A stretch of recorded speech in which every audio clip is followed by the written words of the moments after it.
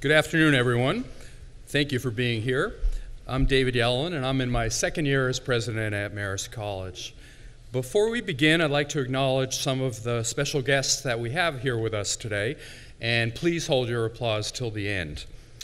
New York State Senator Sue Serino, Ulster County Executive Mike Hine, Dutchess County Executive Mark Molinaro, Mayor of the City of Poughkeepsie, Rob Rollison, Mayor of the City of Beacon, Randy Casal, Mayor of the City of Kingston, Steve Noble, Mayor of the City of Middletown, Joseph DeStefano, the Mayor of the City of Mount Vernon, Richard Thomas, Supervisor of the Town of Poughkeepsie, John J. Baisley, and a number of county, town, village officials, and members of the Mid-Hudson Regional Economic Development Council. So please join me in welcoming all of them.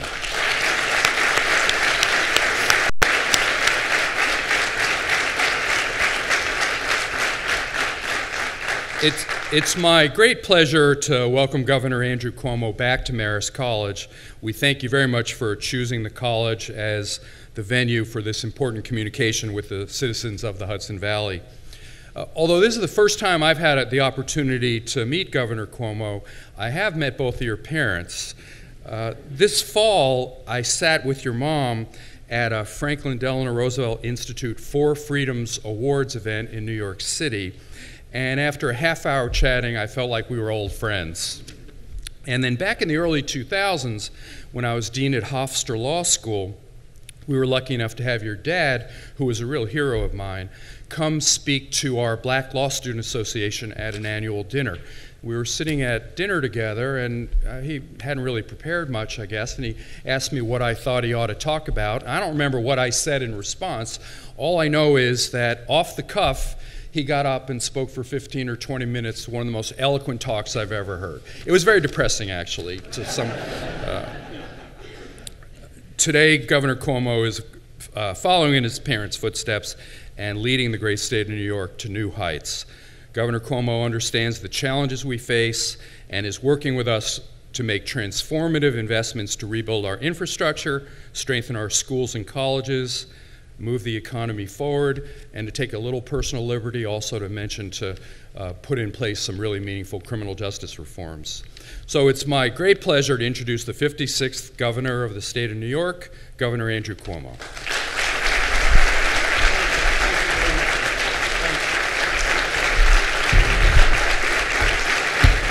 Thank you. Thank you very much. Thank you. It's my pleasure to be back at Marist. President's been here for a couple of years, but it's my first time with him, so congratulations to the new president. He was born in New Jersey, but we don't control where we're born, so that was okay. Cornell trained as an attorney, state-affiliated school, so that's a good sign. You mentioned my father sitting next to you. First thing about my father in speaking, who I believe, I'm not objective, but was one of the best ever. He was always prepared. What he would do is he would be sitting next to someone before he went, and he would say, "So what do you think I should talk about?" And they would say whatever suggestions they had, but he knew exactly what he was going to say. That was a way to make you feel involved and make you think it was off the cuff, but it was never off the cuff. He had a totally different philosophy about speaking. His great expression was, it doesn't matter what the audience wants to hear, it's what you want to say, which was very atypical for a politician. I've worked with a lot of politicians. Normally they're figuring out how do they ingratiate themselves to the audience, what do they want to hear. He didn't really care what you wanted to hear. He wanted to tell you what he thought you needed to know, and it's what made him special in so many ways. So let's give the new president another round of applause.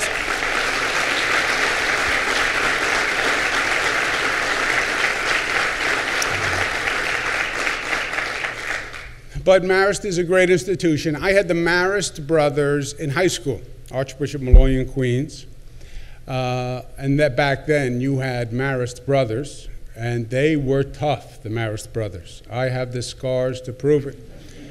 I then went to Fordham, and I had the Jesuits, so I was confused for many years between the Marists and the Jesuits. I'm just now working out the conflicts. Red Foxes, I think it's fair to say, were more competitive than the Rams, and they are doing great. And Marist then, we have Lee Meringoff here. Marist did something which was really revolutionary and groundbreaking. Marist was like the first college to go into the polling business, polling activity. And Lee Meringoff did it way back when. And it was a great vehicle for public discourse and to get notoriety for the school. It worked so well that now many, many colleges have copied the model because they want notoriety for their school. So many colleges are doing it. Online colleges are doing it. I don't know how, but they're doing it. That college that drives around in the van that you see on TV, they're doing it. But as the competition went up, they had to get more and more creative because they have to get the press coverage. So they come up with these great questions now that really are challenging. One of the polls ran for governor, me versus my brother, Chris Cuomo. I beat him 80-20, so that was a great, great poll. Same poll ran my mother against me and my brother Chris. She won 90%, 5% for me, 5% for Chris, but my 5% was a definitely support. So I still beat Chris, which was good. One poll, voters rejected the concept of climate change and rejected the concept of extreme weather, but 65% said that Mother Nature has had a nervous breakdown, and that was their conclusion. And then there was a poll that found that the most known school, most known college in the country, Marist University, second Harvard, third Yale. So that's something's going right. But that was mixed news for Mr. Meringoff because they also asked a question about Mr. Meringoff. 87% name recognition. That was the good news. 70% thought he was a really, really long-term student who hadn't graduated yet. So that was not great. But what Marist did was really revolutionary. And you mentioned my father. The one poll that was actually accurate in saying that Mario Cuomo was going to win in what was an impossible race against Ed Koch was Mr. Meringoff and the Marist poll. And he went with that poll, even though it was opposite every poll that was published. Many polls that are published, not to be cynical, but have an agenda behind them. And many papers were publishing polls, and he stood up, and his poll was exactly right. Let's give Lee Meringoff a round of applause.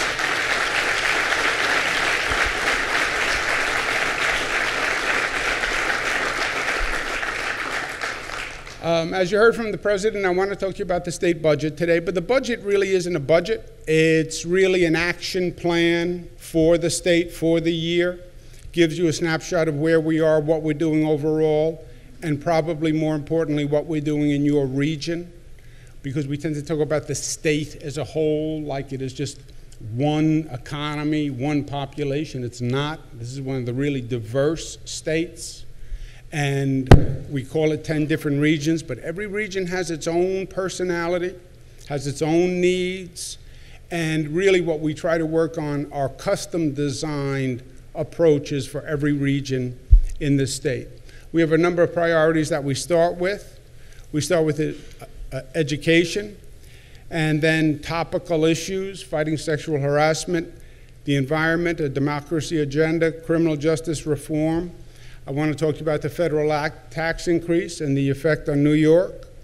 And then how do you grow the economy, because the economy is the engine that pulls the train. Investing in education, we invest more in education than any state in the nation.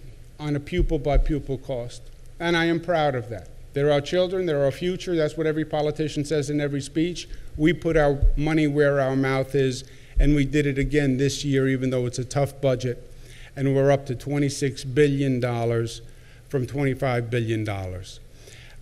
Second, long-term, what state wins? What state attracts jobs and people? The most educated workforce wins.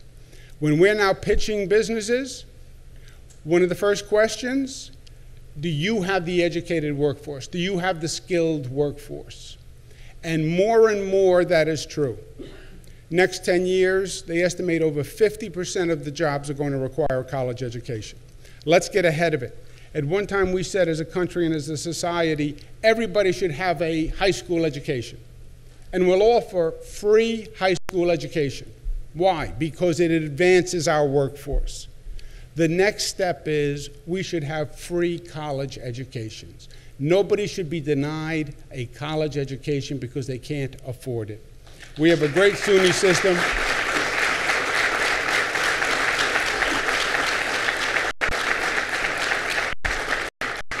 We have a great SUNY system. We're working in that direction. And now this year we go to a free SUNY education for families making up to $110,000. $110,000 sounds like a lot of money, but if you have 2 children and you're spending $30,000 per child, $110,000 is not a lot of money. We call it the Excelsior Scholarship Program.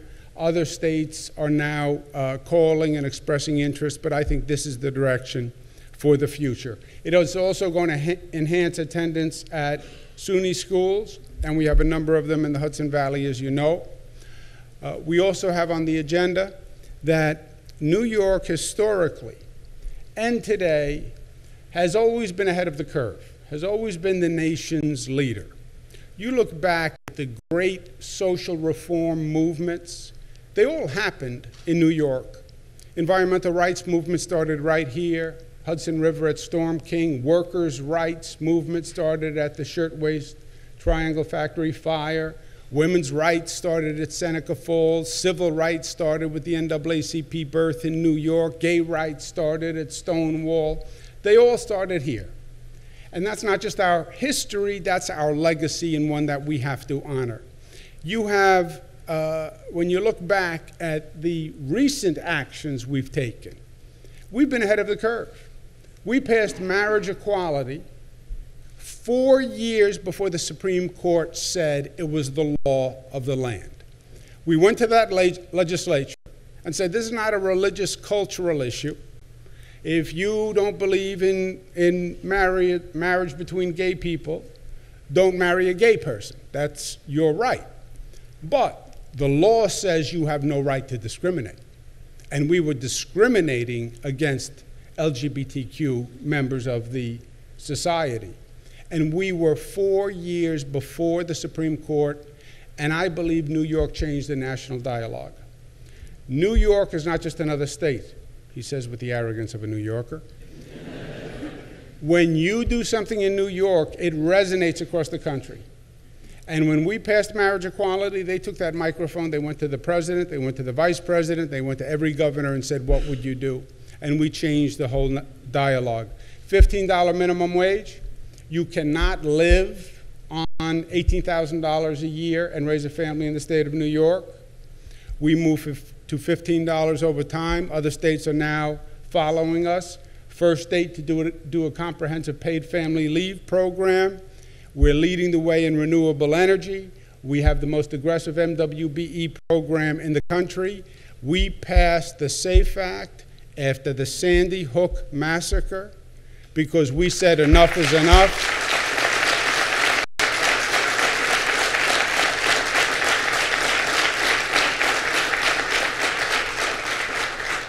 With Florida, frankly, we're right back where we were with Sandy Hook. The only difference is 1,600 more people have died since Sandy Hook, believe it or not. Since Columbine in 1999, there have been 200 school shootings, 25 mass school shootings. And you still have these Washington politicians who refuse to stand up and do the right thing because they're afraid of the consequences. You now have high school students who, in my opinion, are showing more leadership than the leaders in Washington.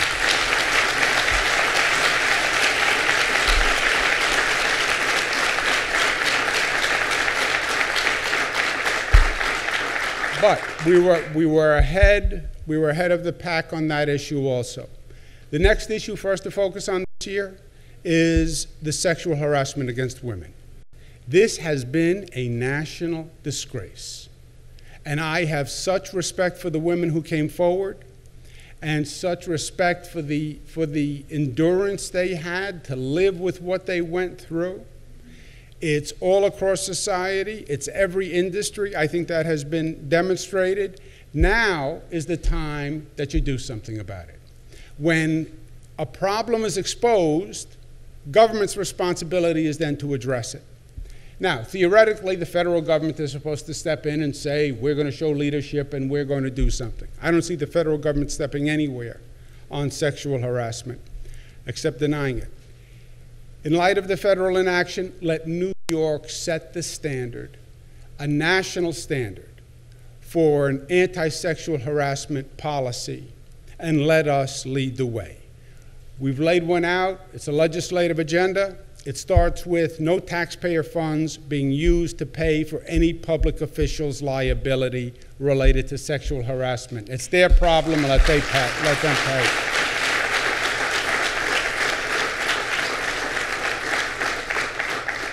No secret non-disclosure agreements. You can secret the woman's name, but not the person who's paying the fine. Require companies that do business with the state to disclose the number of sexual harassment adjudications they've had and non-disclosure agreements that they have signed, just as an incentive to let them know that we're watching. Make sure the state has jurisdiction for the investigation, and then come up with one strict policy that applies to every government in the state of New York, period. No more 8,000 governments, each one designs their own sexual harassment policy. One strict policy for the entire state, period. We do that, and we set that standard, and you'll see private sector companies adopting the government standard, frankly, just to protect themselves. But someone has to go first, and someone has to set the bar, and that should be New York's role, and I want to do that this year. I think we can make real progress because this is a void of leadership, and it's what New York does best. Another pressing issue for us is the protection of the environment. It's another issue where the federal government is going the other way. It's an issue where New York State should be aggressive. You know it better than anyone in the Hudson Valley. The greatest asset you have are the natural resources. I mean, this is one of the most beautiful locations, not just in the state, but in the country, right? It attracted generations of painters and architects, et cetera, by its natural beauty. So it's something that we want to preserve and protect, and we did that when we didn't allow fracking in 2014, which the more time goes on, I think the more it says it was the right decision. The next problem is protecting our waterways. We have a problem across the state with algae blooms, but it's even more challenging because it's a little different in each part of the state, and it's even different from lake to lake. Harmful algal blooms, many of which are toxic, killing fish, so there's no recreational activity. Some are so toxic that if an animal swims in the water, a dog goes swimming in the water, it could actually be a real health problem for the animal. And many of the lakes are water supplies. And if we have to get into filtering our water supplies, that's a multi-billion-dollar problem. And it's something we want to avoid. This year, we want to do a study on each of the affected lakes, come up with a strategy on how to deal with it in that lake, and actually implement it this year. We have 4 lakes that we're focused in this region. We're going to have a summit, talk about each lake, talk about the problems in each lake, what's causing the blooms, and how do we end it, and how do we end it now. GE on the Hudson, this has been going on for decades. They supposedly did a cleanup. EPA is going to make a decision. We don't believe the cleanup is sufficient, and we're going to sue the EPA if they give GE the green light to leave, because they're not leaving till the Hudson is cleaned up.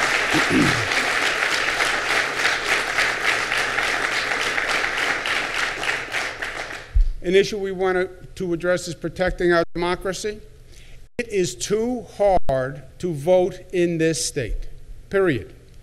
I have 2 daughters who are moving back to the state from college. I'm trying to help them get registered to vote. First of all, you have to remember to register to vote like 7 years before the election. It's ridiculous. Why is there only 1 day to vote?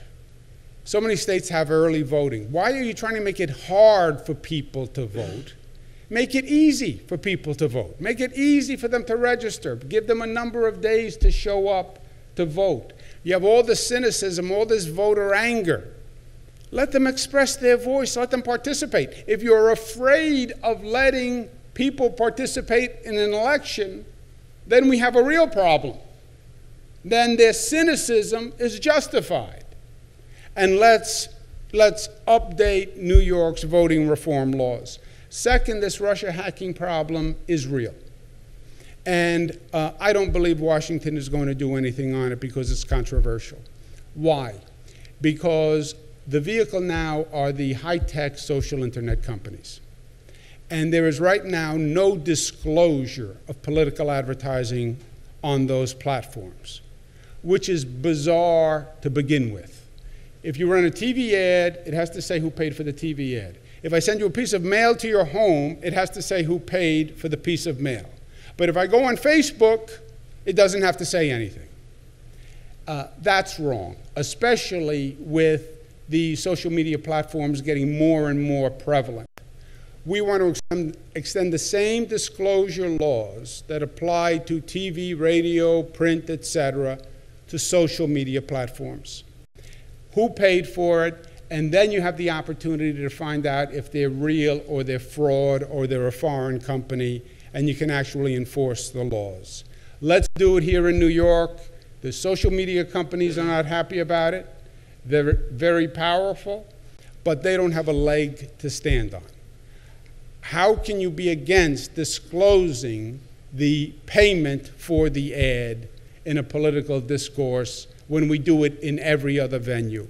And that's the law that we should pass this year. Criminal justice reform, the heart of our democracy, speedy trial.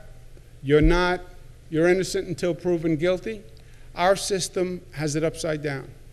You have people in jails for years waiting trial. 3, 4, 5, 6 years, convicted of nothing. Rikers Island, the worst jail in the state. 75% of the people in Rikers have been convicted of nothing. They're waiting for their trial. Well, we have speedy trial.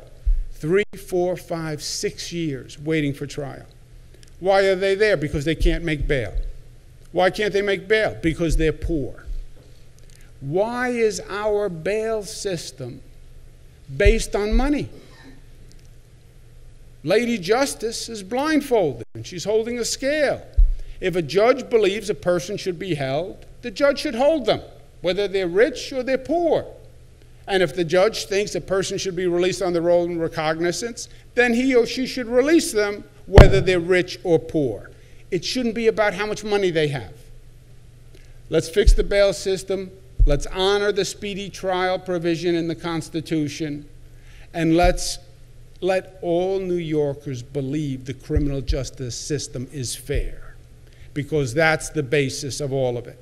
And if we get to a point where people believe the criminal justice system is discriminatory or treats people of wealth one way, then we're going to have a real problem in this state, in this country.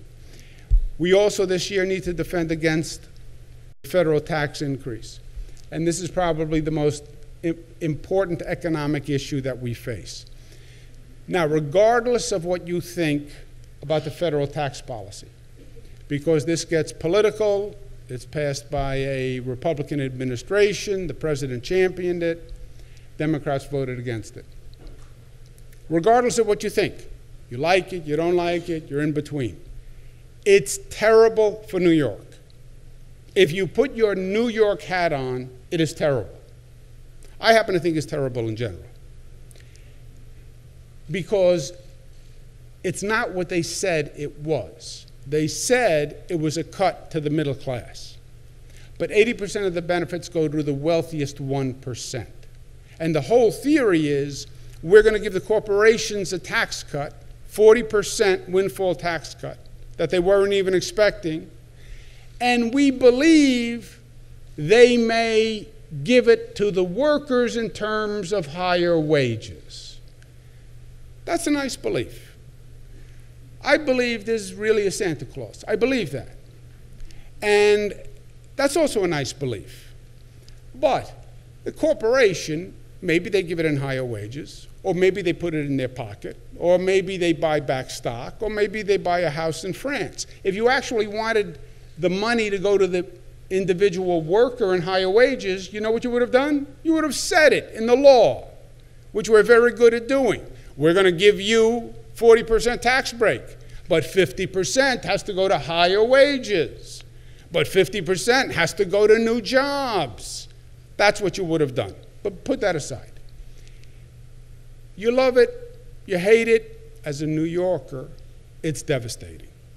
Because what they did to finance the tax cut, it's oxymoronic, but you have to pay for a tax cut because they're reducing revenue. One of the ways they paid for the tax cut is they went to 12 states that have something called state and local tax deductions, and they eliminated them. Meaning, you now pay state income tax and property tax. So you come home with $100, you pay $4 to the state, you pay $6 in property taxes, you now have $90. The federal government then taxed you on the $90. What this bill says is, we're not going to tax you on the $90. We're going to tax you on $100. And you say, well, hold on a second. I gave $6 to the county. I gave $4 to the state in taxes. I paid $10 in taxes. They're saying we're going to tax you for the taxes you paid. First double taxation in the history of the nation. When Lincoln passed the first income tax law, he said the federal tax shall go after the state and local taxes. Remember, it's the states that created the federal government, not the other way around. This is the first double taxation. It hits 12 states. New York, hardest of all. Why? Because we have the highest property taxes in the country. And we're a high tax state. New York, California, New Jersey, 12 states. All coincidentally, Democratic states, all coincidentally states that Trump lost. And these states represent 40% of the GDP. What this tax cut does is it takes the money from those 12 states and it uses it to finance the tax cut in the other 38. The other thing this bill does is it puts us at a structural disadvantage going forward ad infinitum, because every other state is just getting the tax cut. We're getting the tax cut and the loss of deduction. The loss of the deduction means your property taxes just went up 25%. It means your state income taxes just went up 25%. We've been killing ourselves to bring them down. This raises them 25% overnight. And it literally uses New York and California as the two main piggy banks. To avoid the federal increase, we would need to restructure our tax code. because the attack is designed on the design of our tax code. We would have to change from an income tax system to a payroll tax system, which would be revenue neutral, but it would be a major administrative change. In other words, instead of taxing the income the individual receives, tax the salary the employer pays, because that is still deductible. To help local governments, we could set up charitable corporations, and instead of paying property taxes, you make a contribution to a local charitable entity that funds schools, and you would get a charitable deduction. But these are all ways to dodge the missile that Washington has launched at us. If we do nothing, you get a 25% tax increase. You know, the legislature says, "Ooh, this is complicated." Yeah, I know it's complicated. So do nothing. And then sign a letter that says your taxes just went up 25% to every person in the state, because that's exactly what will happen. We're pursuing 3 avenues. Number 1, as I mentioned, to change the state tax code to avoid it. Number 2, we're suing the federal government because I believe it's unconstitutional. We have other states doing it with us.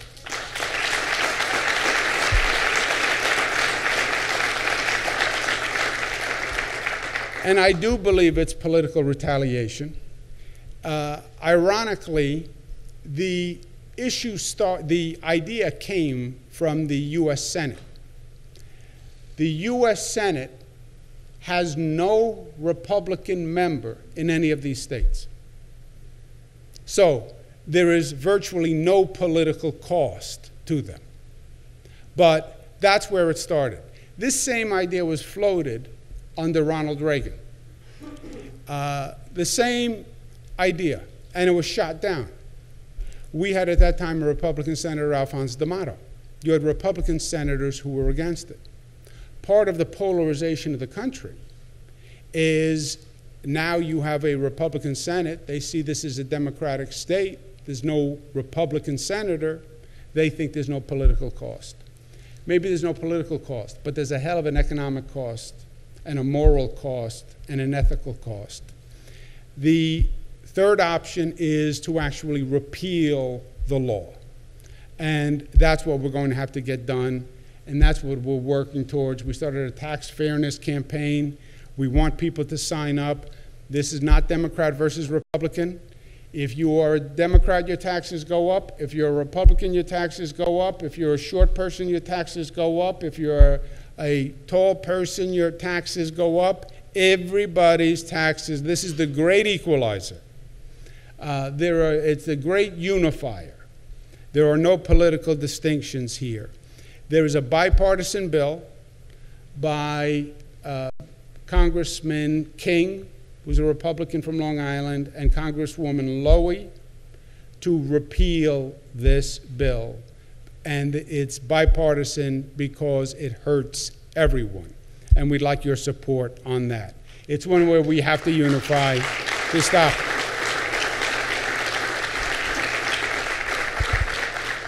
And the engine that pulls the train is the economy. And we had a lot of work to do. We've made a lot of progress. New York had a reputation as being hostile to business. I call it the hangover New York arrogance. For many years, we just assumed businesses had to stay here. Why? Because we were New York. And where else could you go? You had to be in New York. Everybody had to be in New York.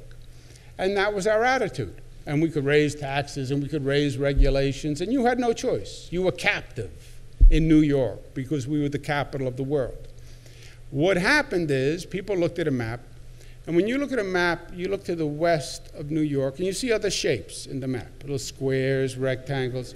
Those are called other states. And if you force people, they can actually go to one of those other shapes. They've been proven to be habitable. And we forced people, and they moved. But we've learned, and we adjusted. One of the top complaints was, well, the high taxes in New York. Why do we have high taxes in New York? That's the $64,000 question. The answer is because New York spent a lot of money. Why am I putting on weight? Because I am eating like a horse. That's why I am putting on weight. It's a simple equation. If you take in more calories than you burn, you will put on weight. New York spent a lot of money. And by the way, we did it for 50 years. This was not a quick problem. Governor Nelson Rockefeller, 16-year governor, average spending 11% more every year. Governor Hugh Carey, 8 years, average spending 7.9%. Mario Cuomo, God rest his soul, 12 years, average spending 6.9%. George Pataki, 12 years, average spending 5.2%. Keep in mind, this is 50 years over which the inflation rate is 4%, which means every year you're spending above the inflation rate, which means you're dipping further and further into the pocket of the taxpayer. This was not an illusion that people felt you were raising taxes. It was a reality. Taxes are going up higher than their home value, higher than their income, higher than their investment portfolio for 50 years. What was the answer? You have to spend less. You have to reduce the calories. Well, that's hard. Well, if you don't, you're going to drop dead of an economic heart attack. Okay, I'll reduce the number of calories I intake. That's what we set out to do.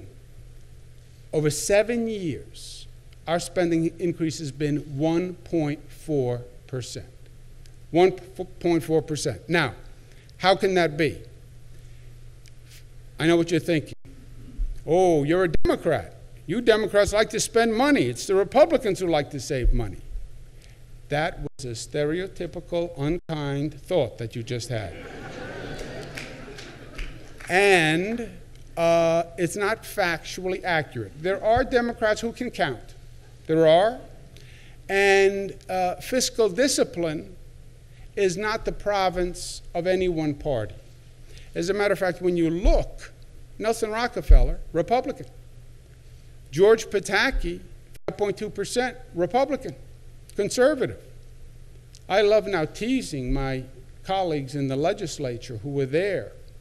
During the Pataki years, they did spending increases 10%, 7%, 6%. They all voted for those budgets. Now they want to complain about high taxes. You spent the money, not me. I never sent a budget up above 2%. And we actually came in at 1.4%. 7 on-time budgets, first time we've done that in 50 years on a bipartisan basis.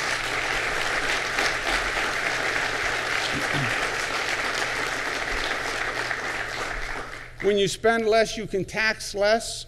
Everybody's tax rate today is lower than it was 7 years ago. Everybody's tax rate today is lower than it was 7 years ago.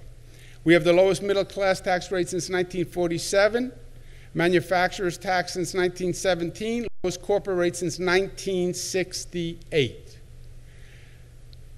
And we want to cut taxes again this year with a real middle-class tax cut that goes to the middle class, $40,000 to $150,000. We drop it from 6.4 to 5.5, 150 to 300, which is sort of an expansive middle class, but from 6.6 down to 6%. So another tax cut, but really for the middle class.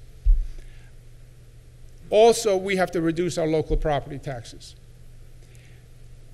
We have the highest property taxes in the United States of America. Literally, Westchester, Nassau in absolute dollars. But as a percentage of home value, the highest in upstate New York. And that's why this federal tax provision, eliminating the deductibility on property taxes is such a killer. Property tax is 2.5 times the state income tax. FDR used to go crazy about this. He could be a little prickly, FDR. Shouldn't say that near his home. But when people would complain about taxes, he would go on a tirade. And he would say, they are not state taxes. Don't call them state taxes. Our state income tax is basically in the middle nationally. It's the property taxes that they add to the state tax that make us astronomical. But the property taxes were out of control. As you saw the state spending, during that same period of time, local property taxes were going up 6, 7, and 8% year after year. So you had a double whammy. You had the state increase, and then you had the property taxes. We came in and said 2% tax cap for the counties. By the way, they all screamed. They all cried. They threw things at me. They said bad things about me and my family. There's no way we can do it. They all did it. Nobody died. The world didn't stop spinning. Government can actually spend less money. It really can. And they're at the 2% tax cap. I was under the 2% tax cap at 1.4%, so they can't cry to me. But it's still not enough. We have to do more. We have to be more aggressive about shared services. We have 10,000 local governments in this state.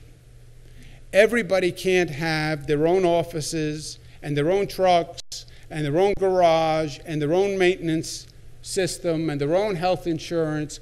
We have to find ways to share services and get those numbers down, especially when they're not deductible anymore. We have to continue to invest in economic development and infrastructure. The business environment today is unlike anything I've ever seen. Every business is getting courted by every state. Literally, a state will call up one of our big businesses and say, come to my state.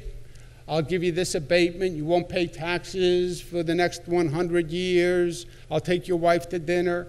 I mean, the solicitations are unbelievable. We have to be competitive.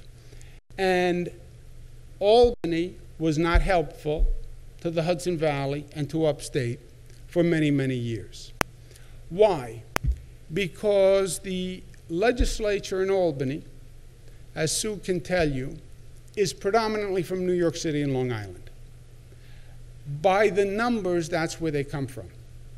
And the instinct of a legislator is to do good things for their district. They care about the whole state, but a legislator is represented from a district. And 2/3 of the legislature is from New York City and Long Island. So everything was going down to New York City and Long Island. Ironically, that's the last place we needed it, because it was upstate in the Hudson Valley that were lagging economically. And that's where we needed help. We did a 180. We've invested over $36 billion in upstate New York and the Hudson Valley. We've invested more in upstate in the Hudson Valley than any administration in the history of the state of New York, and I am damn proud of it.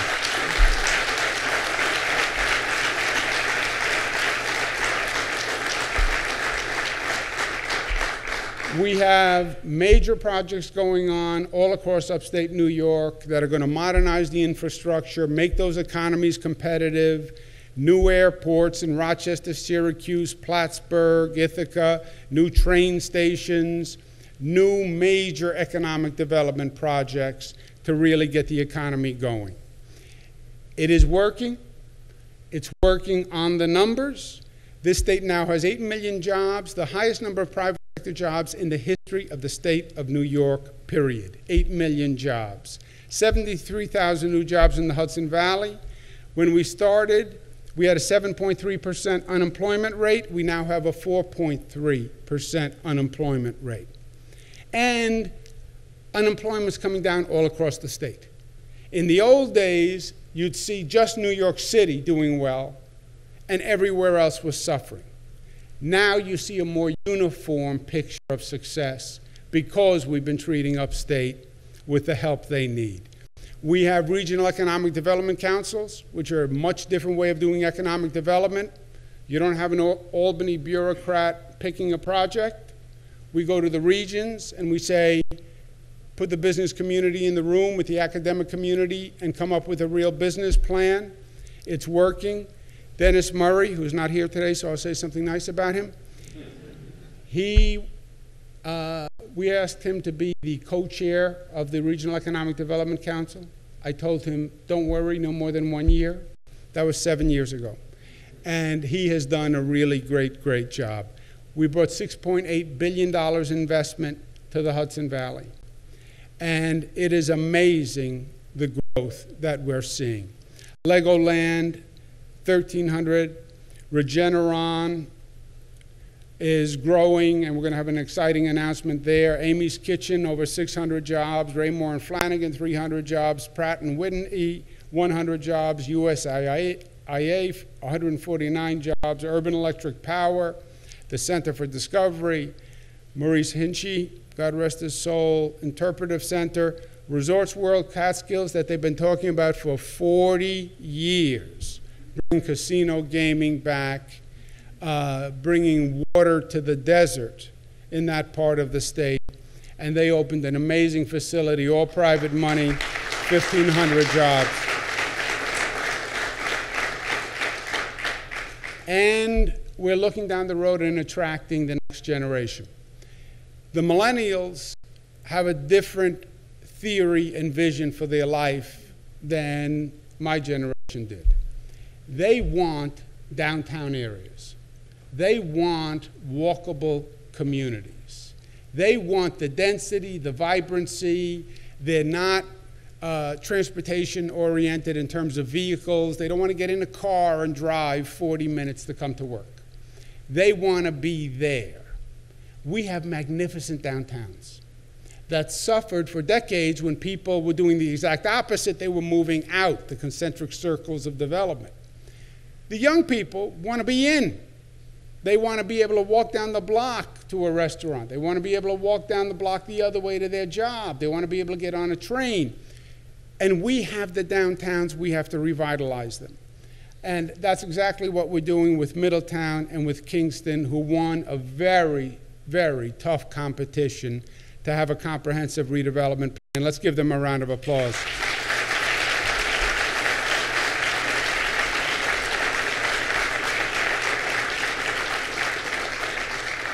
And it's real. I told Mayor Noble this the other day. I have a young lady I know who's in California. She's an artist, bona fide artist. I don't want to guess the age, but since you don't know the name, 30-ish. And she's a great artist. And I talked to her the other day, and she says, I just bought an old church in downtown Kingston. I said, what? She said, I bought an old church in downtown Kingston. I'm moving to downtown Kingston. I said, from California, you're moving to old church.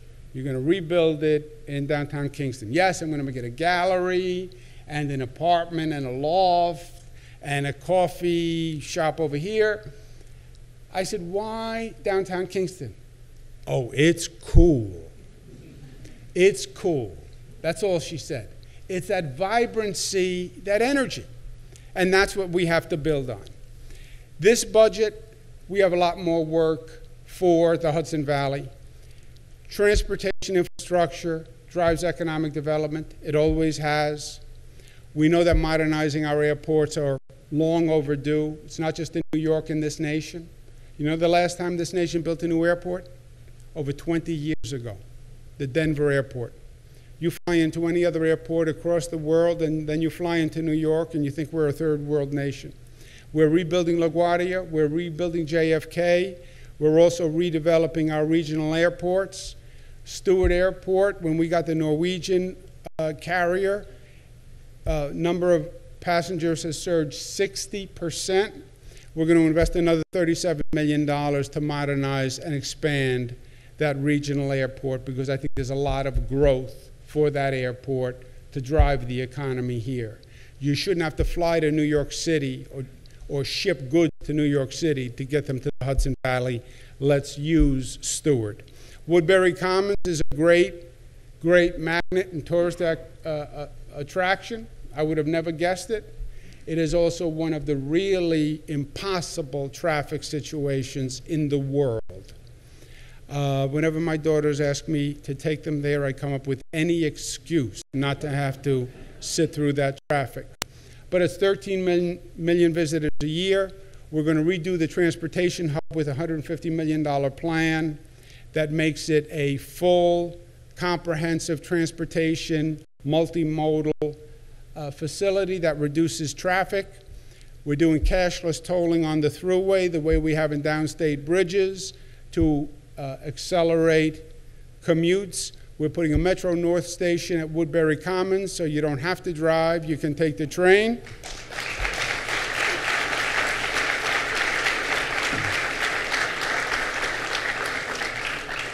The infrastructure for tomorrow, in my opinion, is broadband.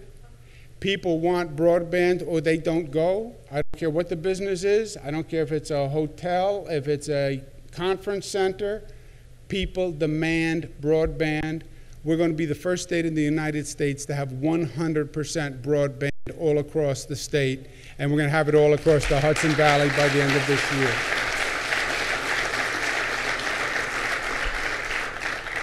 Tourism is a great economic generator all across the state, but especially for the Hudson Valley. It's one of the great investments we made. We invested $200 million in tourism, and tourism spending has gone up $18 billion with that $200 million investment, reinvigorating I Love New York. In the Hudson Valley, direct spending from tourism is over $4.3 billion with a B. 23 million visitors. And it's obvious. We just never marketed it. You have 50 million tourists come to New York City every year. 50 million. Just say to the 50 million, you can come and see New York City in this great urban area. And by the way, in an hour and a half, you can be in the Hudson Valley and see what inspired generations of painters, sculptors, etc. That's what we've been doing, and it's working. 67,000 jobs. We're taking the walkway over the Hudson, which was just a brilliant idea, and we're adding to it with new gateway visitor centers on both sides. We're expanding the Purple Heart Museum. The enhancements at Harriman State Park are going to be breathtaking. The Minnewaska State Park, which was a fantastic facility, is all going to be transformed. Olana, which you want to talk about breathtaking and is a tourism destination in and of itself, is being enhanced. And this Hudson River Skywalk that connects Olana to Thomas Cole House, I think this is going to have the same kind of attraction that the walkway has. I mean, this is a beautiful part of the Hudson, and between the Thomas Cole House and Olana and walking over the Hudson, I mean, how else would you want to spend a day, right? And we're going to finish that this year, so I'm excited about that. We invested $8 million in the Bel Air to put in a real gondola. We're investing another $10 million. There is no reason why anyone from New York City should go snow skiing in Vermont, all due respect to Vermont. They should stay right here in New York because we have ski resorts that can rival any. Complementing tourism is our food and beverage industry, which we have developed into a great market. Microbreweries, craft breweries, all breweries up 148%. We're going to be funding a joint venture between the CIA and a sake manufacturing company, creating 32 new jobs, but more importantly, great sake. Can you imagine? Culinary Institute of America sake. That's going to be special. We have an Indian food manufacturing company that's coming in with 150 new jobs. So a lot of great progress, a lot is happening. And I think the overall picture is we have fixed the problems. We are in the process of making more progress, but the fundamental issues we faced, we reversed. Our taxes were going up, Our jobs were going down, the unemployment was going up, and upstate investment was abandoned by Albany. That is a death formula, and that's the death spiral that we were in for decades, literally. Every arrow has changed. Our taxes are going down, the jobs are going up, unemployment down, and upstate in the Hudson Valley have a partner in the state government that they never had before. We just have to keep it going. We have to keep the momentum going. We have a phenomenal agenda this year that can do great things for the people in this state and really chart a new course on important issues. That issue of sexual harassment has to end here. It has to end now. I have 3 daughters, Cuomo family, my father and my mother, 14 grandchildren, 13 girls out of 14 grandchildren. God is saying, Andrew, you better get this sexual harassment agenda done. We're going to get it done in New York, protecting the environment, taking care of this Russian hacking issue and making voting easier, improving our criminal justice system, and stopping this federal attack on our property taxes. That's our agenda. We will get it done if we stay together. We just have to make sure in Albany we don't catch the Washington flu. Washington is all about extreme politics. It's partisan. They're yelling, they're not talking. Our attitude in Albany has always been the opposite. And I say to my colleagues, we're Democrats, we're Republicans, we're New Yorkers first. And our job is very simple. Do what is right for the people of our state. And don't play politics and don't bring them here.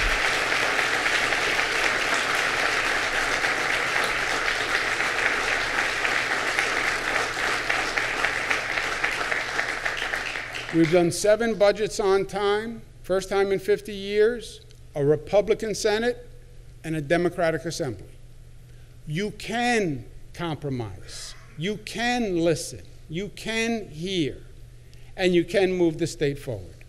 We've done it before. We're going to do it again. And there's no more important year than this year with the issues that are on the table.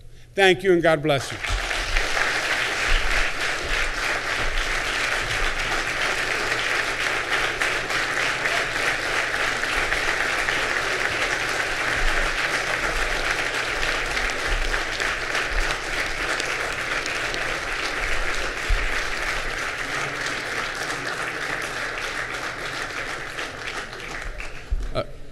Governor Cuomo, thank you so much for coming here to Marist to share your important agenda for the year. It's obviously a very exciting time for New York and for the Hudson Valley, and we thank you for your great leadership. Thank you all for being here today.